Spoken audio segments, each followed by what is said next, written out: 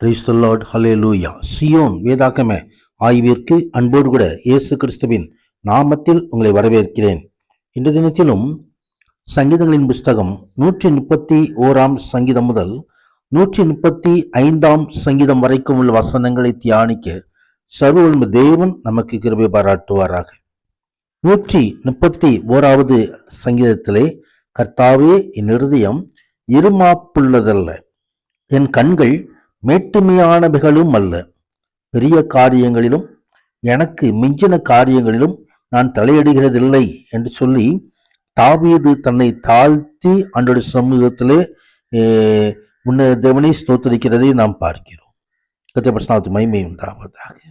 ஆம், தாழ்மை தாவீதிடம் காணப்பட்டதினால்தான் விசேஷித்த கிருபைகளை ஆண்டவராகிய தேவன் தாவீதுக்கு தருகிறார். மகிமை உண்டாகும். 132 சங்கீதத்திலே இங்கே கர்த்தாவே, தாவீதையும் அவனுடைய சகல உபத்திரவத்தையும் நினைத்தருளும் என்று சொல்லி ஆண்டவரை நோக்கி விண்ணப்பம் பண்ணுகிறதை நாம் பார்க்க முடியும். மகிமை உண்டாவதாக. இதோ நான் கர்த்தருக்கு ஒரு இடத்தையும் யாக்கோபின் வல்லவருக்கு ஒரு வாசஸ்தலத்தையும் காணும் மட்டும் என் வீடாகிய கூடாரத்தில் பிரவேசிப்பதும் இல்லை, என் படுக்கையாகிய கட்டிலின் மேல் இறங்குவதும் இல்லை என்று சொல்லி ஆண்டவருக்காய் ஒரு ஆலயத்தை கட்ட வேண்டும் என்று சொல்லி தாவீது வாஞ்சித்தாலும் ஆண்டவராகிய தேவன் சாலமோனை கொண்டு அந்த ஆலயத்தை கட்டும்படியாய் தாவீதுக்கோ ஒரு அழகிய ஒரு வீட்டை ஆயத்தம் பண்ணும்படியாய் தாவீதுக்கு வீட்டை கட்டி கொடுக்கும்படியாய் கர்த்தர் கிருபை செய்தார். கர்த்தர் மகிமை உண்டாவதாக. ஆம், சீயோனிலே ஆண்டவருடைய உடன்படிக்கையை உடன்படிக்கை பெட்டியை கொண்டு வந்து அங்கே சீயோன் கூடாரத்திலே ஆராதிக்கிற ஒரு அருமையான காரியத்தை தாவீது செய்தார். எனவே கர்த்தர் சீயோனை தெரிந்து கொண்டு அது தமக்கு வாசஸ்தலமாகும்படி விரும்பினார் என்று சொல்லி எழுதப்பட்டிருக்கிறதை பார்க்கிறோம். ஆண்டவர் சொல்லிதான் ஒரு காரியம், இது நான் என்றைக்கும் நான் இது தங்கும் இடம், இது நான் விரும்புகிறபடியால் இங்கே வாசம் பண்ணுவேன் என்று சொல்லி இங்கே சீயோனை ஆசீர்வதிக்கிறதை நாம் பார்க்க முடியும். கர்த்தர் மகிமை உண்டாவதாக.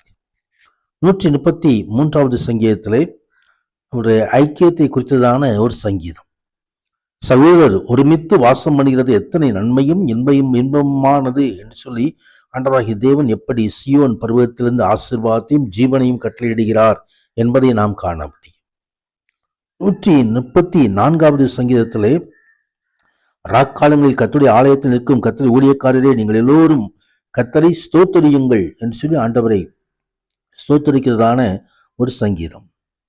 135 சங்கீதத்திலே இதோ தேவனை துதிப்பதற்காக ஒரு அழைப்பு கொடுக்கப்படுகிறது. கர்த்தருடைய ஊழியக்காரரை துதியுங்கள் என்று சொல்லி அங்கே ஒரு அழைப்பு. தேவன் தம்மோடுள்ள ஒரு ரட்சிக்கும் உடன்படிக்கையின் தொடர்புக்கு இஸ்ரவேலை கொண்டு வந்திருக்கிறார். தேவன் ஒரு ஜீவனுள்ள தேவன்.